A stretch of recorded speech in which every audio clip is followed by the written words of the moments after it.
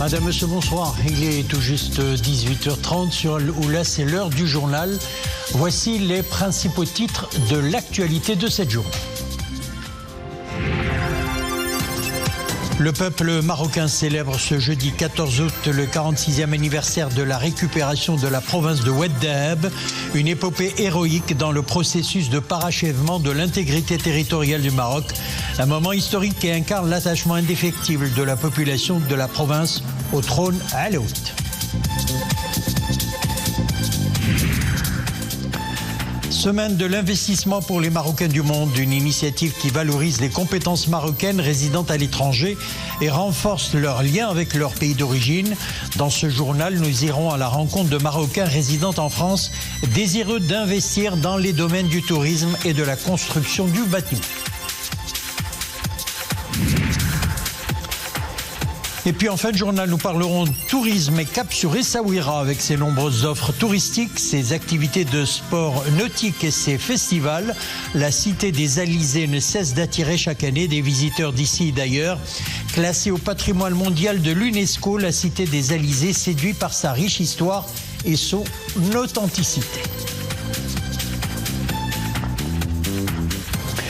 Le peuple marocain célèbre ce jeudi 14 août 2025 le 46e anniversaire de la récupération de la province de Oued Dahab, une épopée héroïque dans le processus de parachèvement de l'intégrité territoriale du Maroc.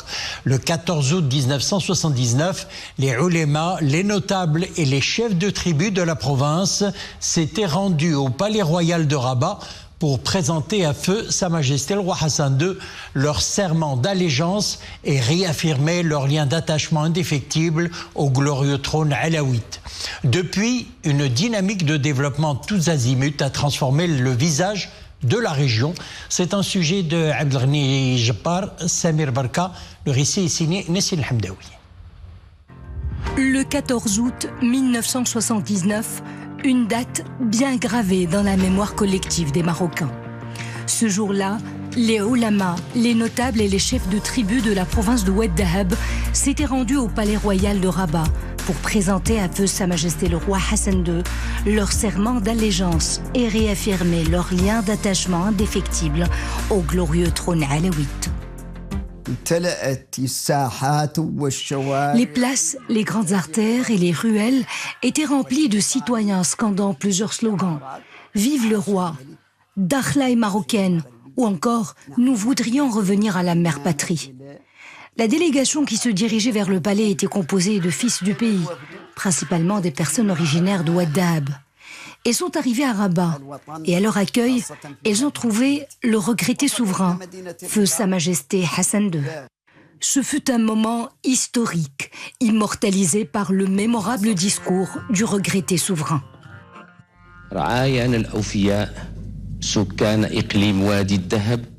Nous venons de recevoir, en ce jour béni, votre serment d'allégeance que nous préserverons et conserverons précieusement comme un dépôt sacré.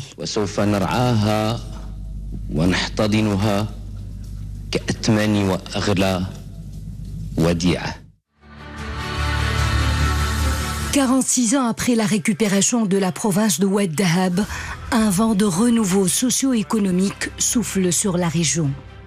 Cette belle dynamique est portée par une série de projets structurants et multisectoriels.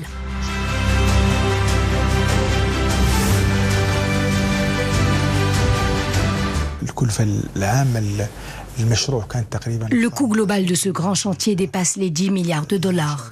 Il comporte des projets structurants comme le port de Dakhla Atlantique, la voie express Tiznit-Dakhla, le projet de raccordement de Dakhla au réseau électrique national, le projet du port de pêche Lemheris ou encore le projet de la station de dessalement de l'eau de mer pour l'irrigation de 5000 hectares et pour l'approvisionnement en eau potable de l'ensemble de la ville.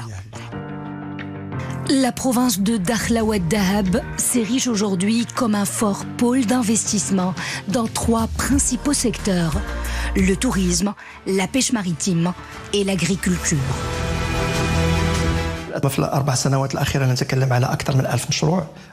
Pour les 4 dernières années, On parle de plus de 1000 projets d'investissement, soit un investissement global d'à peu près 15 milliards de dirhams, avec à la clé la création de 27 000 postes d'emploi. Tous ces projets bénéficient de l'accompagnement du Centre régional d'investissement.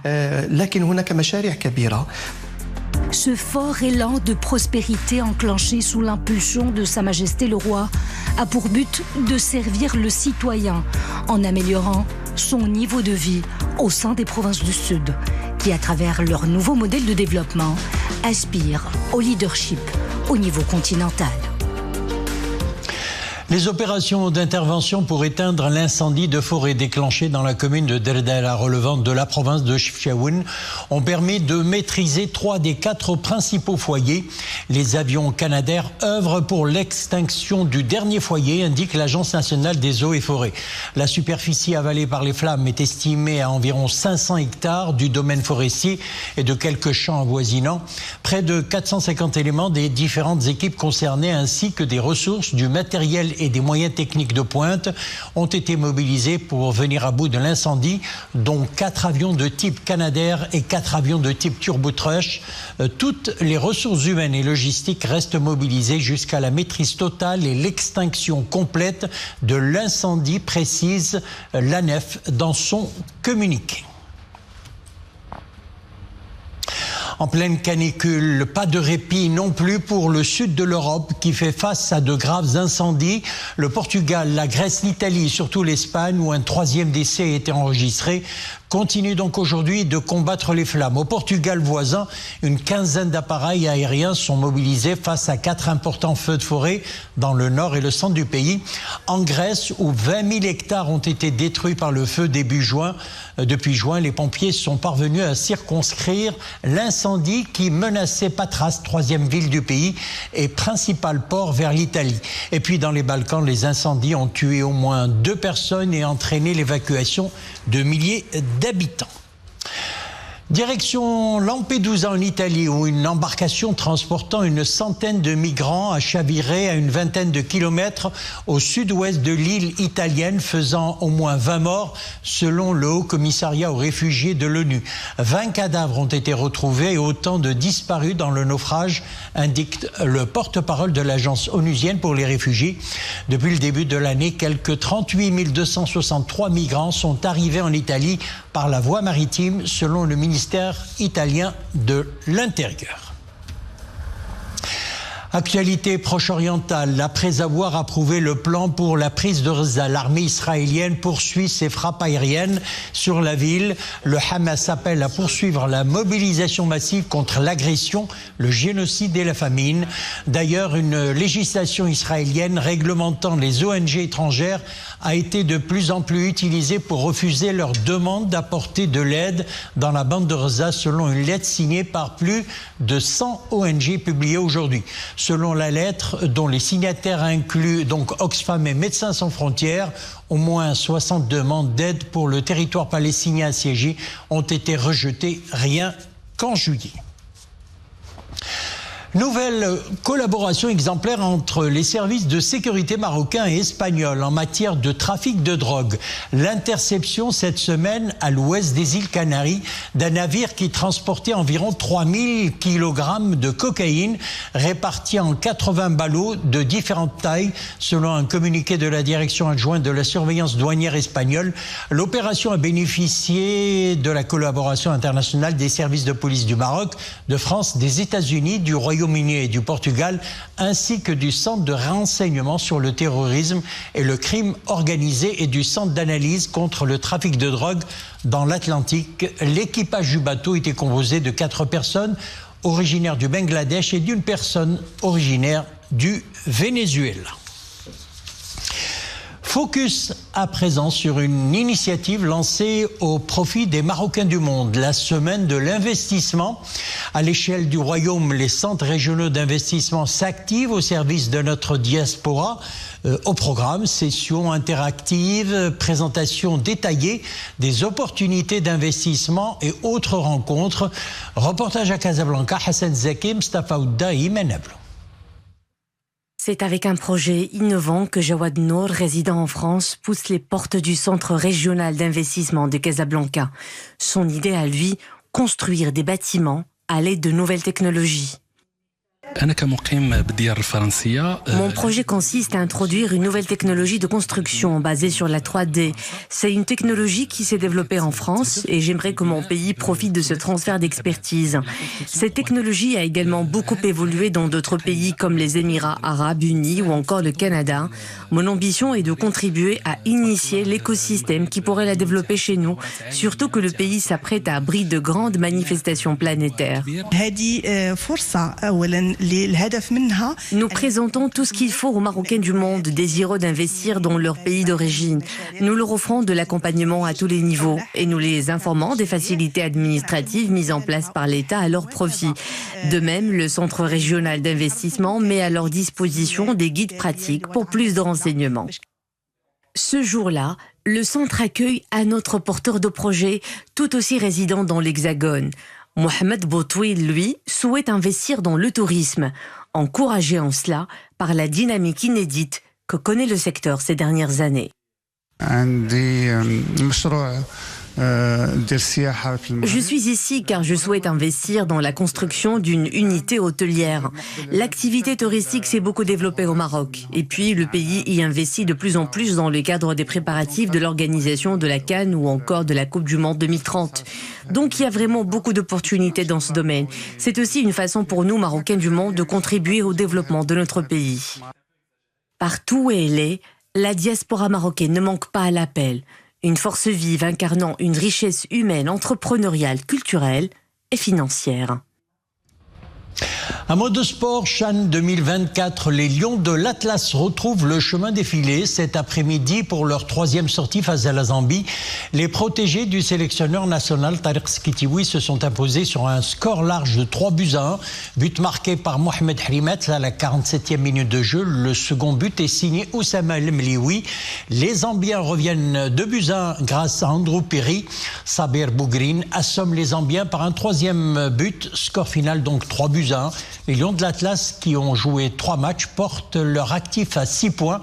L'autre match de ce groupe oppose en ce moment même l'Angola à la RDC. Le Kenya ne joue pas cette journée.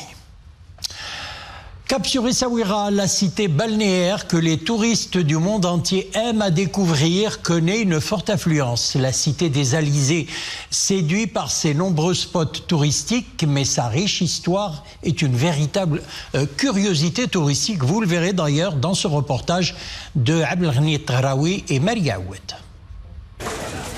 Avec ses remparts fortifiés, datant du XVIIIe siècle, ses canons portugais, sa citadelle encerclée par les eaux, son port d'artillerie, plus connu sous le nom de Scala, et sa mythique Médina, Essaouira est un véritable condensé d'histoire.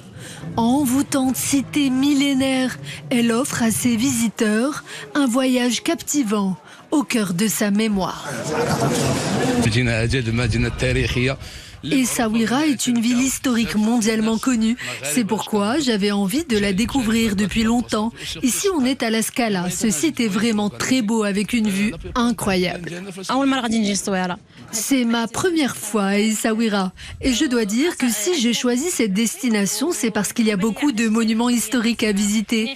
En plus, comme il ne fait pas très chaud, on peut prendre le temps de marcher tranquillement dans les ruelles de la Médina et de découvrir la ville à notre aise. Classée au patrimoine mondial de l'UNESCO, Essaouira révèle à toutes celles et ceux qui la foulent son âme profonde entre tradition et modernité, si bien qu'il n'est pas rare de croiser au détour d'une ruelle aussi bien des artisans ferronniers que des galeries d'art, des danseurs de rue et des petites échoppes d'artisanat. La ville d'Essaouira, c'est juste magnifique. Je m'attendais pas à voir quelque chose comme ça. Moi, je viens du Québec et je me sens un petit peu à la maison. Ça sent la mer.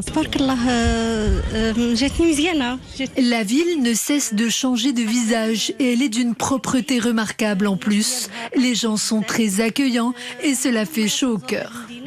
Et avec ses plages de sable fin, ses petites maisons bleues et ses couchers du soleil couleur levant, la cité des Alizés ne cesse d'accueillir chaque année une pléthore de touristes venus des 4 coins du monde.